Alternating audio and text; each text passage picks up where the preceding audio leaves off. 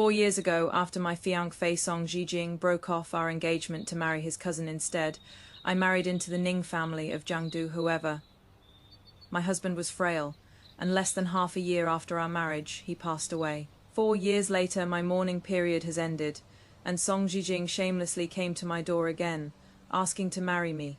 He said, "My cousin can't bear children. Since you are a widow, I am willing to elevate you to be my equal wife.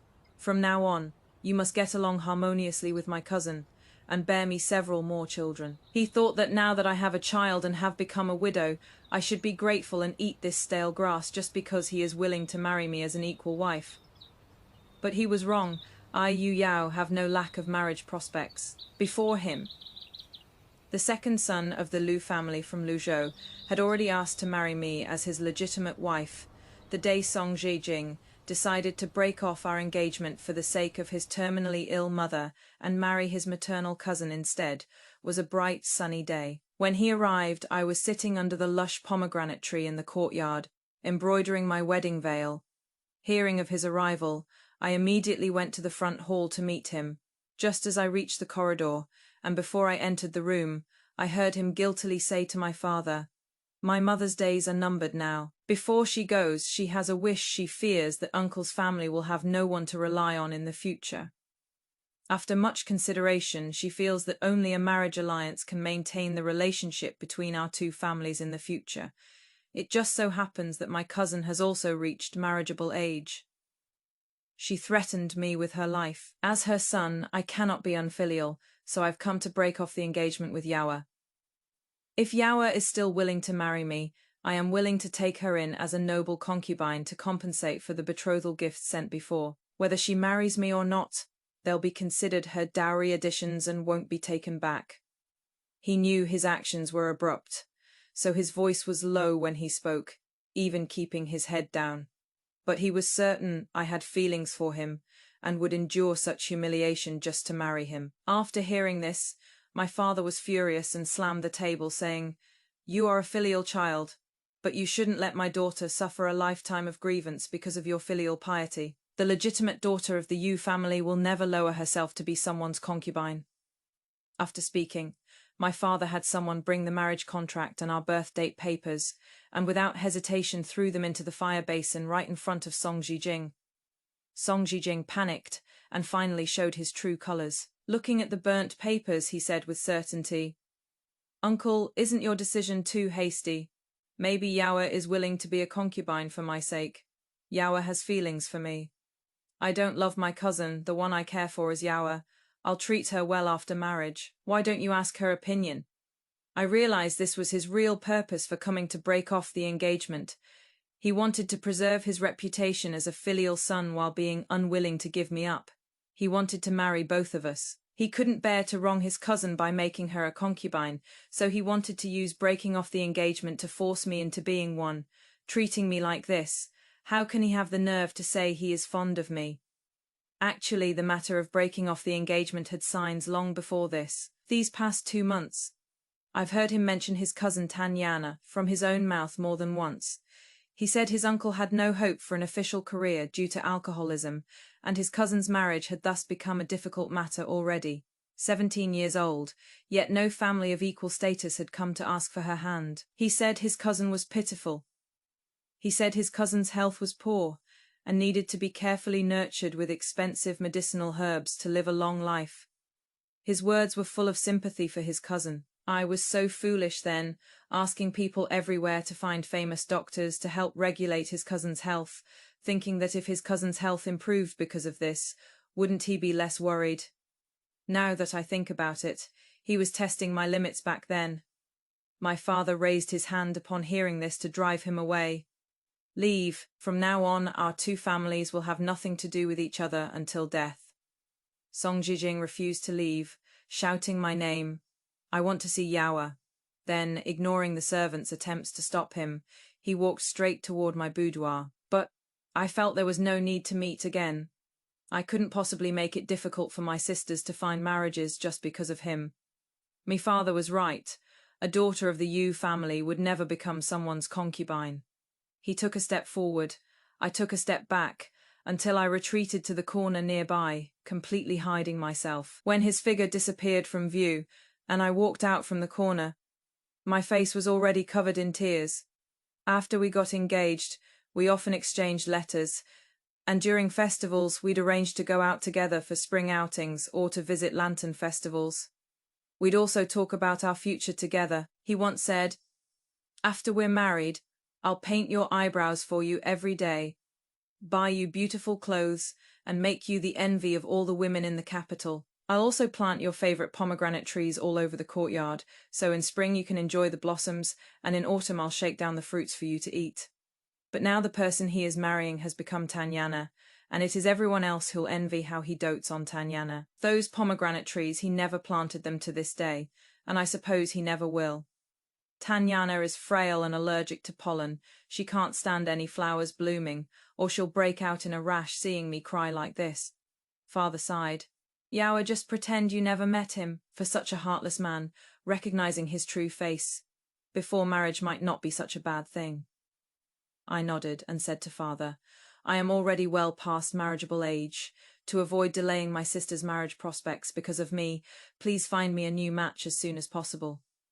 The sooner the better, preferably a family far away from the capital. I feel that until I've completely let go, it is better that Xi Jing and I don't meet again. I don't want to hear any news about him anymore, who he is marrying, how lively the wedding banquet is. I don't want to know any of it. Call me a coward if you will. Right now, I just want to be a turtle hiding its head, turning a deaf ear to everything outside. Because at this moment my heart feels extremely uncomfortable, as if a piece of flesh has been cut off alive, leaving it empty and hollow, yet densely aching. My father moved quickly. To prevent me from being hurt by gossip, he took the initiative to write the reason for my broken engagement into a notice and posted it all over the streets and alleys. He was determined to let everyone know that our Yu family would henceforth be irreconcilable with the Song family, and would never have any dealings with treacherous, insatiably greedy scoundrels like Xi Jing until death. As a result, people in the city mostly sympathized with my broken engagement, saying I had met the wrong person and that the Song family was very treacherous. Of course, some people also said that Xi Jing abandoned me for Tanyana, because Tanyana's beauty far surpassed mine. This kind of talk was scoffed at when matchmakers came flocking to my family's door. After looking at several families and picking carefully, my parents selected for me the eldest son of the Ning family, far away in Jiangdu. I heard he is a fine young man, refined and upright, currently advancing smoothly in his official career. His parents are also reasonable people who don't mind that I was previously jilted by Xi Jing. He heard that Xi Jing and that Tanyana's wedding is set for the 7th day of next month. My parents are afraid I'll be sad if I see it then, so they want to set my wedding before that. Who would have known that the Ning family would find someone to do a divination saying that the 7th day of next month was the best auspicious day of the year, so they set the wedding for that day as well. On that day, Xi Jing would marry his wife, and I would marry far away to Jiangdu. Thinking about it this way, it was fine. Being busy that day, I probably wouldn't have time to grieve over his marriage, to avoid complications and being obstructed by the Song family. My marriage was not announced publicly before the wedding. The night before Xi Jing's wedding, perhaps to keep me stable, fearing I would cause trouble at the wedding banquet, or perhaps to silence me, he sent someone to deliver a box of jewelry, saying it was compensation for me, and also sent a letter, stating that after he and Tanyana returned home on the 3rd day, he would definitely prepare a new betrothal gift and come to the residence to propose again. He said he had begged his mother for a long time, and she finally agreed to let me be his equal wife. He also said he didn't like Tanyana, and the person he truly admired had always been me. Looking at the letter and that box of jewelry in my hands, I said to the maid, "Wrap the letter in red cloth and send it to Tanyana. First thing tomorrow morning, consider it my wedding gift to her." As for the jewelry, I kept it. He abandoned me, so no matter how much compensation he gave me, it was what I deserved. The betrothal gifts that Xi Jing gave me before, which counted as additional trousseau, plus the betrothal gifts the Ning family gave me, as well as the dowry my parents gave me, and the additional trousseau from my family elders, even if my husband's family treats me poorly in the future, with such a large fortune, at worst I can divorce them and still enjoy a lifetime of wealth and luxury. On the wedding day, Xi Jing rode his horse to marry Tanyana. Because it was an auspicious day, he encountered quite a few marriage processions along the way. Some people sat in small sedan chairs being carried to someone's residence to become concubines.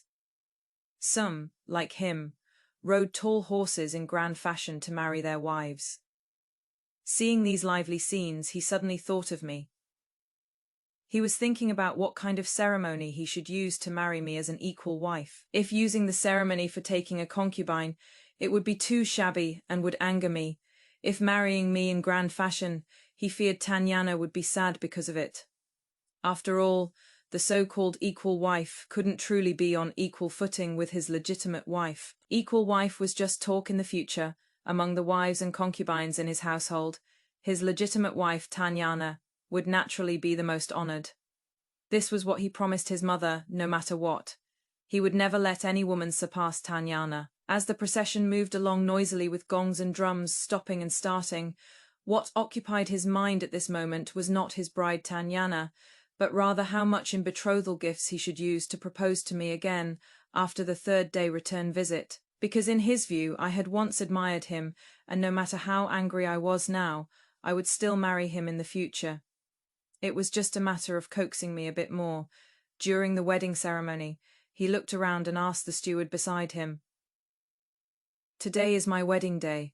Has the Yu Manor sent anything? Even if Yu Yao is unwilling to come, there should at least be a wedding gift, right?" What he was thinking was that I would eventually become his equal wife. And how could someone becoming an equal wife show no reaction when he married his principal wife? If I acted jealous and petty, Yana would get upset again later, saying that Yu Yao didn't take her seriously.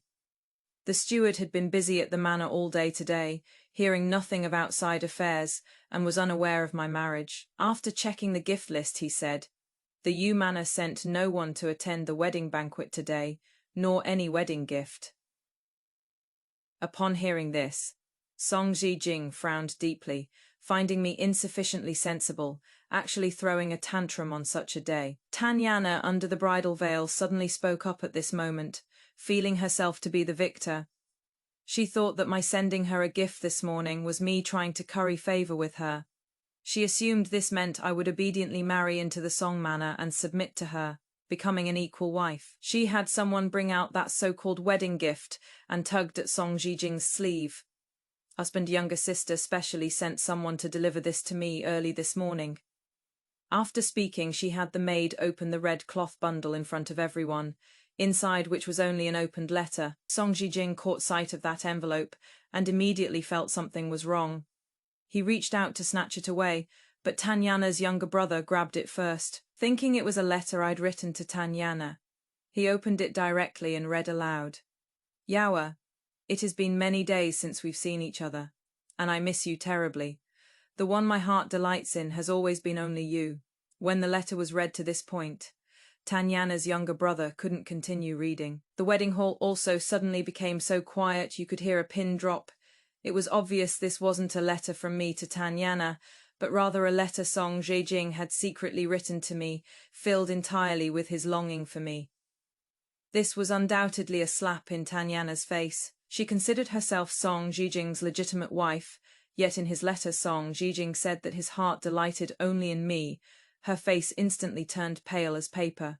She was furious and desperately wanted to publicly demand why Xi Jing would write me such a letter to humiliate her. But she didn't dare. Her Tan family was now teetering on the brink of collapse, and she still needed to count on Xi Jing to look after her natal family. She only cried with an aggrieved expression, lightly pounding Xi Jing's arm. "Husband, on my wedding day, my younger sister deliberately sent this fake letter. She must harbor intentions to drive a wedge between us. She is jealous that I became the legitimate wife and is intentionally trying to harm me. You must stand up for me." Xi Jing quickly came to his senses and hurriedly denied that the content in the letter was written by him. He went along with Tanyana's words. You are right. She is using these underhanded tricks to compete for favor. Once she enters the household, I'll definitely punish her severely. Only then was Tanyana satisfied, and the two happily completed the wedding ceremony. Little did they know, I had already married into the Ning family of Jiangdu, 1,000 miles away. Early this morning, Xi Jing learned of my marriage after Tanyan's third-day return visit. He had excitedly picked out a betrothal gift list and was about to show it to his parents when his father, seeing that things could no longer be concealed, finally told him about my marriage. Xi Jing, don't bother any more. That Miss Yu from the Yu family married into Jiangdu on the very day of your wedding. Xi Jing felt a buzzes explode in his mind, his ears began ringing, and everything before his eyes became blurred in that instant. Then he lost consciousness and collapsed. When he woke up again, he was already lying in bed. The physician beside him said to his father, "Your son suffered an attack from extreme anger. Now that he is awake, it is good. 3 doses of medicine and proper rest, and there won't be any serious problems." Only then did Xi Jing's father breathe a sigh of relief and said to Xi Jing, "Things have come to this, she is already married, and to a prestigious clan like the Ning family of Jiangdu at that. Between you and her, there is no longer any possibilities. Stop foolishly dreaming. With her family background, it was never possible for her to be your equal wife anyway. Her father, Lord Yu, is His Majesty's trusted confidant, a man of iron backbone who means what he says. Even if Miss Yu agreed, Lord Yu would never allow her to marry you. You'd better give up on this idea and live a good life with Yana." Yet Xi Jing shook his head and struggled to stand up. He couldn't believe that I, who once had eyes and heart only for him, would actually marry someone else on the very same day as his wedding. He rushed out barefoot. He ran into the street, randomly grabbed a passerby, and asked in a daze, "Yu Yao didn't marry someone else, right? My father was lying to me. That person didn't know him or me," and pushed him away in disgust. "If you are sick, go see a doctor." Unable to get the answer he wanted, Xi Jing ran madly toward the Yu residence. The Song household servants chased after him for a long while before catching up, but he refused to get in the carriage and refused to return home. He just wanted to know if I had really married someone else. He ran for a long time, drenched in sweat, his clothes wrinkled, his hair ornament loose, the soles of his feet rubbed raw, and finally appeared in front of the Yu residence in complete disarray. He wanted to barge in, but the gatekeeper servant wouldn't let him. "Our master said you are not allowed inside. Leave quickly." Xi Jing was shoved and fell to the ground, but still wouldn't give up.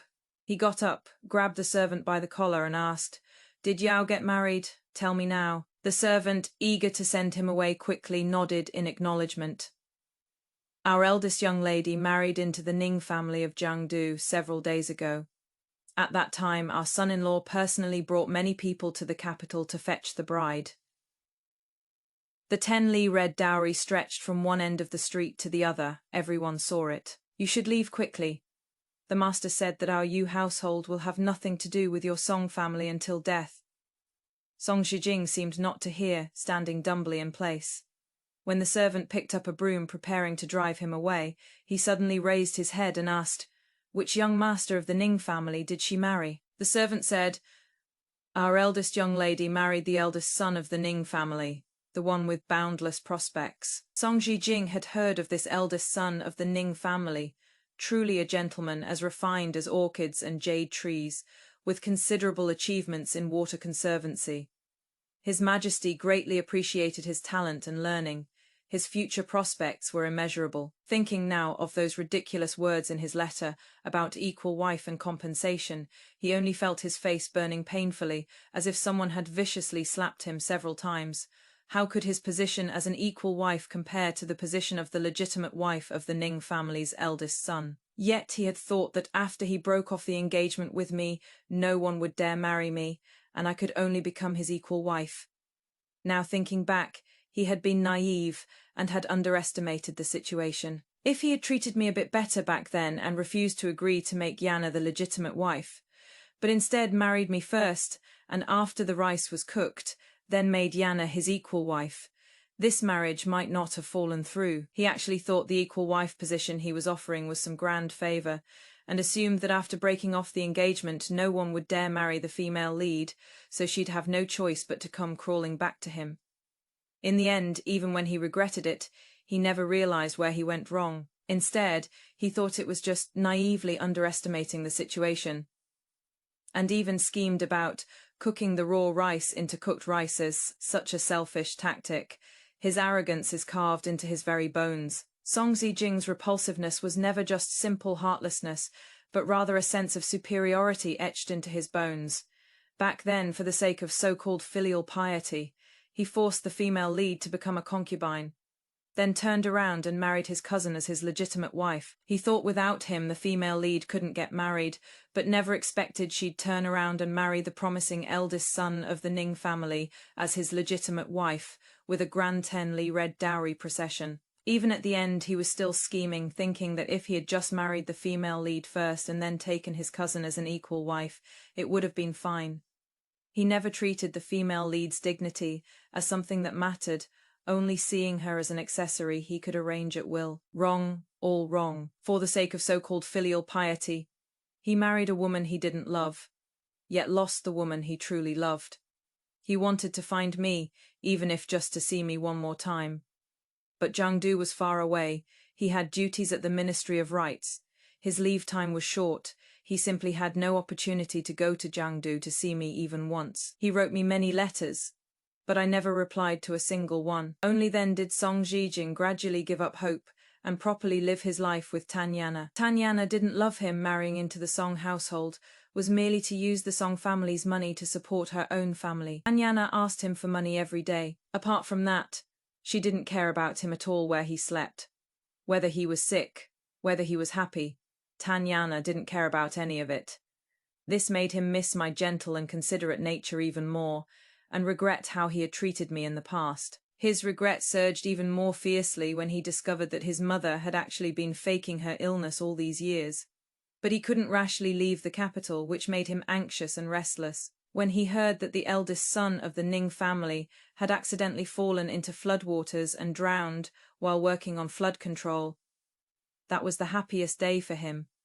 He thought that now I had become a widow, he had another chance. He began preparing betrothal gifts again, waiting only for me to finish my mourning period before personally going to the Ning family to propose marriage. He thought that even though I was the legitimate daughter of the Yu family, I was now just a widow, and his willingness to marry me as an equal wife was already doing me a favor.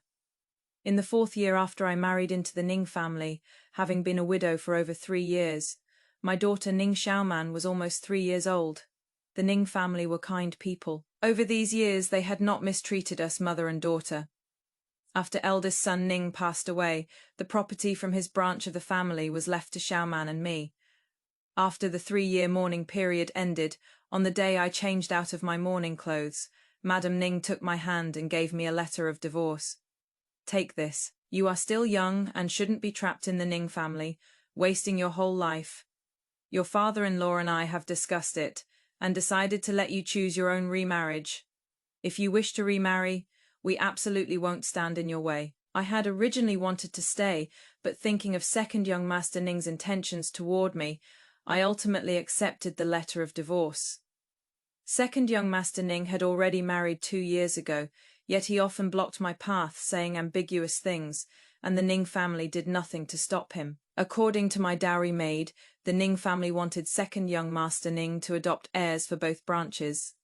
That way, Xiaoman wouldn't leave the Ning family when I remarried, and my generous dowry along with the betrothal gifts the Ning family had previously given me wouldn't benefit outsiders. The Ning elders seemed to be thinking of me at every turn, but they had their own calculations too. Second young Master Ning has a legitimate wife. If I agreed to let him adopt heirs for both branches, would Xiaoman call him second uncle or call him father? They hoped I'd be muddle-headed enough to agree half-heartedly, because this arrangement would benefit the Ning family. But I didn't want to become second young Master Ning's concurrent wife. Brothers sharing a wife, that kind of thing disgusts me. Seeing that I had accepted the letter of divorce, Madam Ning's expression immediately soured. She waved her hand dismissively, no longer as warm toward me as before. I am tired. You should take the child back and rest. As for your marriage, you handle it yourself. I nodded and left with Xiaoman. After leaving, I immediately wrote to my parents, telling them they could start looking for a match for me. Me parents and brother are good to me, but my two sisters-in-law are formidable characters who might not be willing to let me return home and eat for free.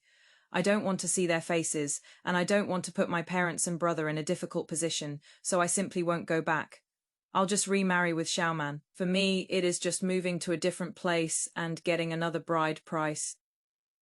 These past few years, relying on the few shops that Ning family's eldest son gave me after our marriage, and my own dowry, I hired people in Jiangdu to start a business.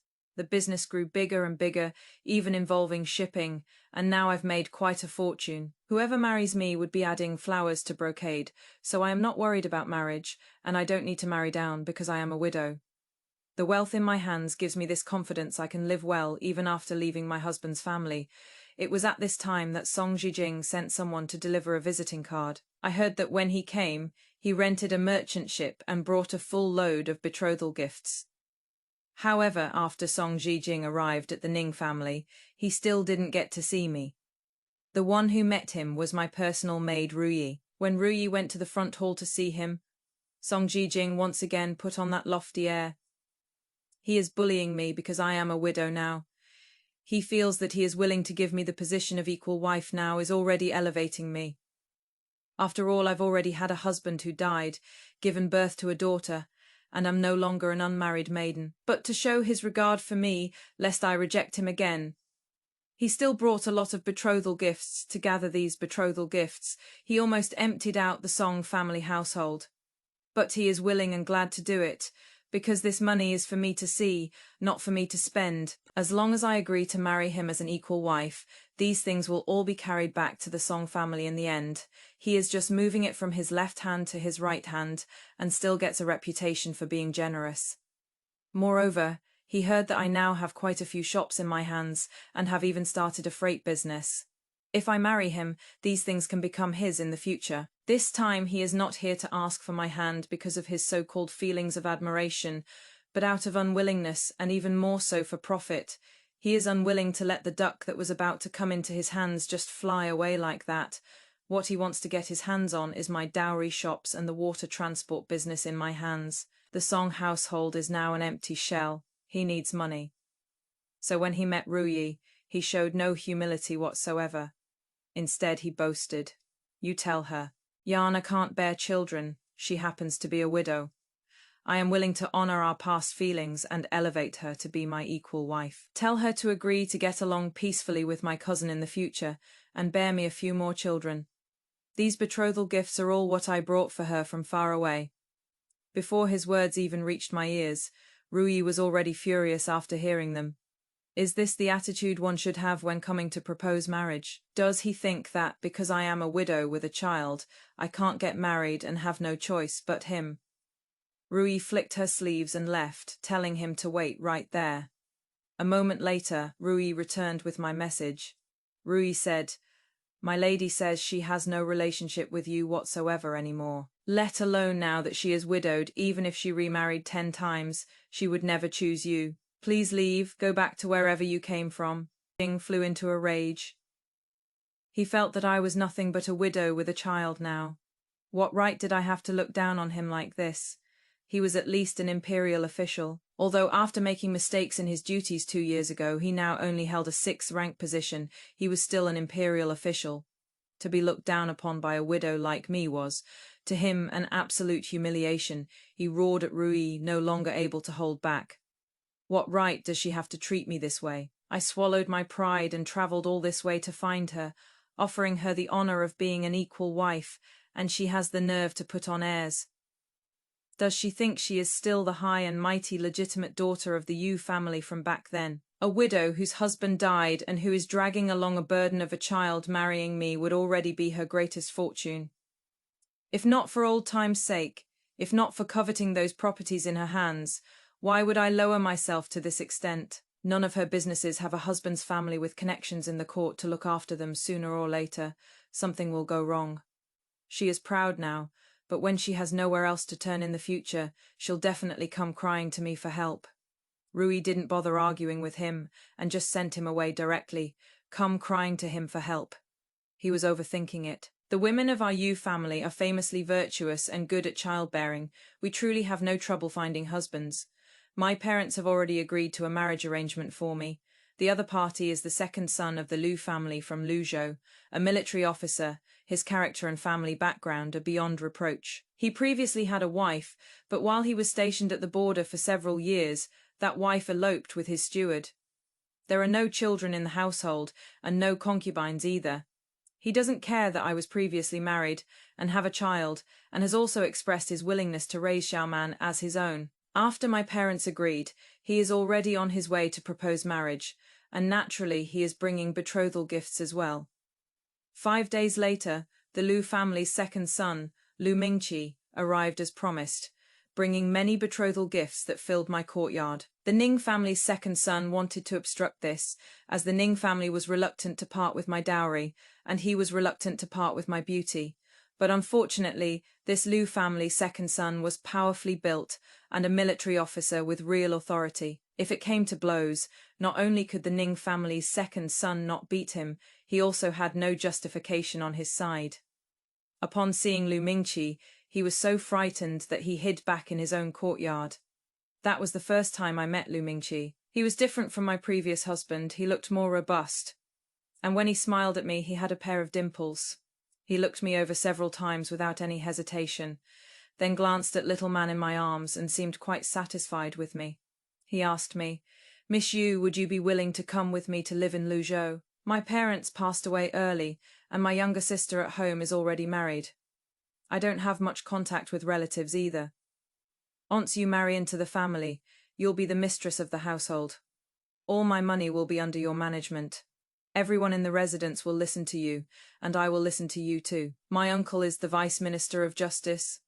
Although I am not home every day, if anything comes up, you can always ask him for help. And this child, once you marry over, she will be my own daughter from then on, and I will definitely treat her well." He spoke plainly, and I was pleased to hear it. Someone this straightforward was infinitely better than someone like Xi Jing with his belly full of schemes. Plus, looking at his physique, I'd probably be blessed at night from now on. Whether it was his family background or him as a person, I was very satisfied. Marrying someone is about finding happiness, and also about having him become my support. I nodded, and we immediately exchanged our betrothal cards. After I accepted the courtyard full of betrothal gifts, we were considered engaged. When Lu Mingqi left, he told me to wait for him, saying he would come to marry me and bring me home in 3 days. After he left, Xi Jing came to my door again. This time, he no longer asked me to be his equal wife, but changed his tune and said he was willing to divorce that Tanyana and marry me as his proper wife. He must have heard about what happened between me and Lu Mingqi, and fearing another wasted effort. He changed his tune, but he was wrong. What I minded was never whether I'd be his legal wife or not, but his attitude toward me. From the moment he decided to make me a concubine, he was completely crossed off my list of potential husbands. I am someone who doesn't go back to old pastures and never looks back. I am not some fool who can't survive without romance. His so-called affection for me, I used to think it was icing on the cake for me, then found it dull and tasteless, and now I just find it disgusting and revolting. After listening, I still had Rui chase him out, and had Rui tell him, "My young lady is about to marry the second son of the Liu family in Luzhou. Our new son-in-law doesn't have a good temper. If you come here to pester her again, watch out, or he'll beat you up." But Xi Jing refused to slink back to the capital just like that. He wanted to see me, but I kept hiding in my estate with the doors closed, so he didn't even have a chance to see me. Finally, on the day I brought Xiaoman with me to marry, he saw me again, me with my bridal veil, holding the child with one hand while being supported by a maid with the other. I was about to get into the bridal sedan when he called out to me. He said, "Yawa, are you really so heartless that you won't even see me once?" He also said, "Yana cannot bear children. I've already received my retribution these years. Please forgive me. I will treat you well from now on, and regard your daughter as my own." But I had already quickly slipped into the bridal sedan chair and said to Lu Mingqi, who walked to the side of the sedan to ask if I was all right. "There is an irrelevant person here obstructing our marriage. Please, husband, drive him away." Lu Mingqi understood my meaning, directly kicked Xi Jing to the ground with one foot, then ordered people to gag his mouth, tie him up and throw him on the street. By the time Xi Jing finally broke free, my bridal sedan had long left the boundaries of Jiangdu. He lost me once again, watched helplessly as I married someone else. With a poof sound, upon learning that I had already married far away, he directly spat out a mouthful of old blood, then collapsed to the ground. Later he fell ill on the road back to the capital, as if all the strength in his body had been drained. His whole person became lifeless. The doctor said this was due to damage to his heart meridian, and he would need to recuperate well in the future. After that, he drank many expensive medicines, but not only did his body not improve, it got worse day by day. By the time he reached the capital, he was already extremely weak, looking as if he was about to breathe his last. Seeing him in this state, Tanyana, fearing widowhood and fearing being buried alive with him, immediately made a fuss about divorcing him. Xi Jing's mother felt terribly sad seeing her son ill like this, wiping her tears while cursing me. "It is all her fault. If she had agreed to be your concubine back then, none of this would have happened." Xi Jing, who had been lying in bed with vacant eyes and no reaction, suddenly responded upon hearing this. He looked at his mother with hatred in his eyes and said, "Now she refuses to marry me, refuses to forgive me no matter what, mother. Are you satisfied?" After all, if his mother hadn't pretended to be ill and forced him to marry Tanyana, if he had married me back then, we would already have children together, and my father would surely have been willing to help advance his career. But now, after being demoted with no prospects for the future, and after this serious illness, the doctor said his heart meridian was damaged. He can no longer lift heavy objects or travel far from home. His life was ruined.